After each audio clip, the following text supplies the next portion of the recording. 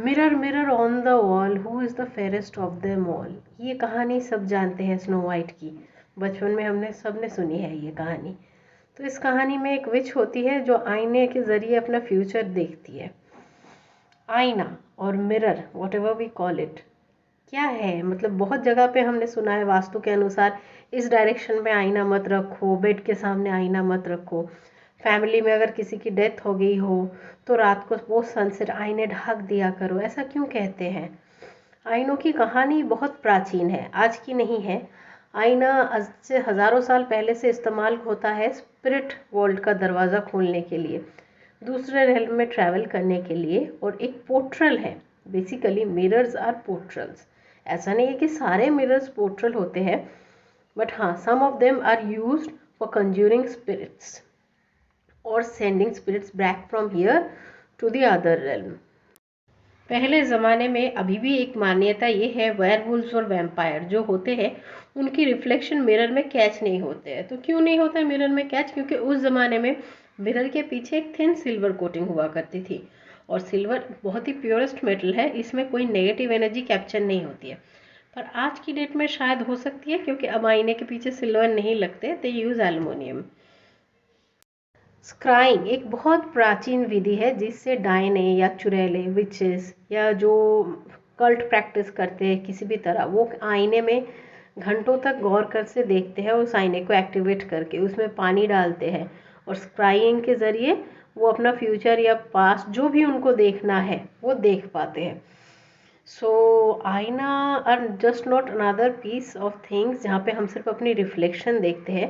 ये रिफ्लेक्शन में इतनी पावर है कि ये हमें किसी भी रेल्म में ले जा सकती है, कहीं पे भी कैद कर दिया जा सकता है किसी को ले जाके।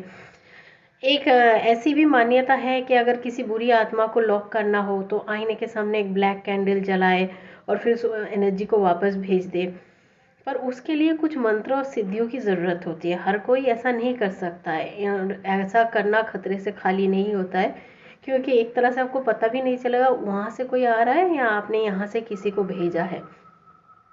और एक चीज़ और होती है कि कुछ होटल रूम में घुसते साथ ही हमें गंदा फील होने लगता है, we feel sir kind of dark energy.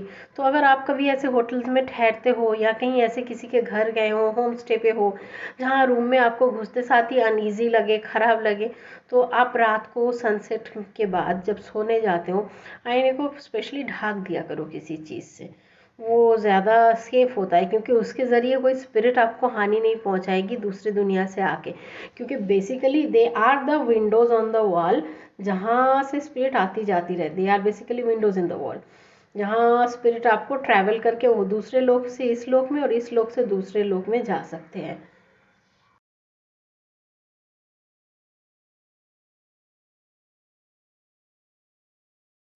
हर किसी के घर में, जो भी हमारे घर में आईने हैं, इसका मतलब ये नहीं कि सारे के सारे पोर्टल्स हैं, but some of them are the portals.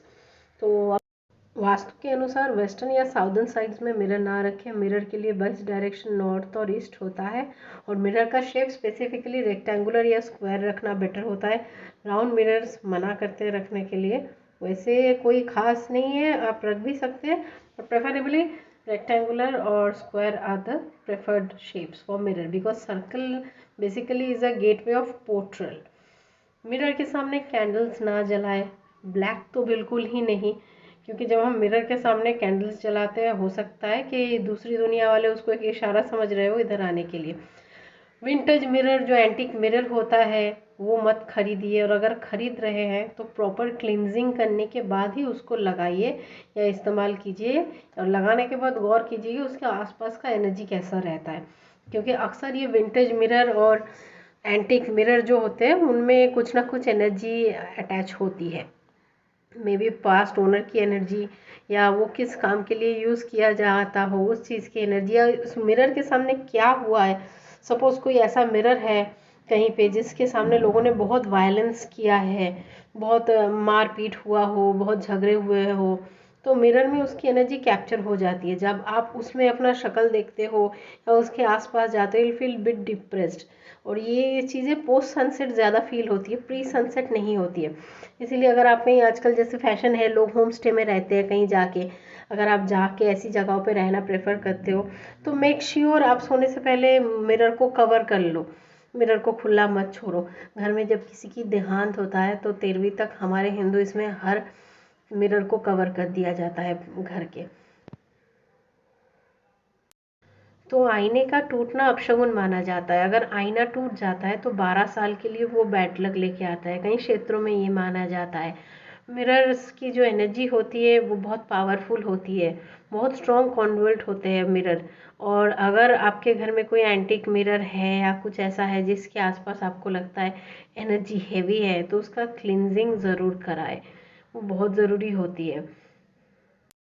कभी कभी हम लोग एक्सॉर्सिज्म के दौरान रूह को मिरर में कैद करके फिर उस मिरर को बांध के उस मिरर को हम लोग अपनी तरफ से प्रोसेस करते हैं आगे। तो कभी अगर आपको सड़क किनारे, पेड़ के नीचे, बरगद के पेड़ के नीचे, किसी नदी के किनारे कोई आईना पड़ा हुआ मिले तो गलती से भी उसमें अपना रिफ्लेक्शन मत देखना और उसको उठा के घर मत लेना। हो सकता है उस पर किसी ने क्रिया करके उसको वहाँ छोड़ दिया हो, स्पिरिट को लॉक करके। तो moment you touch that thing, वो आपको अटैक कर सकती है, आपके ऊपर हावी हो सकती है।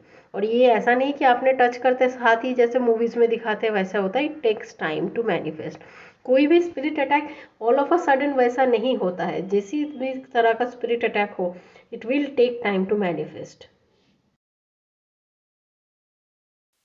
मिरर से ब्लैक मैजिक को भी रिवर्स किया जाता है तांत्रिक क्रियाओं से या हमारे ज़रिए, जैसे हम लोग क्रियाएं करते हैं ओकल प्रैक्टिस के ज़रिए। किसी ने अगर ब्लैक मैजिक किया है तो तो आज के लिए इतना ही from Maharagi Metanoia. Soon will see you all again.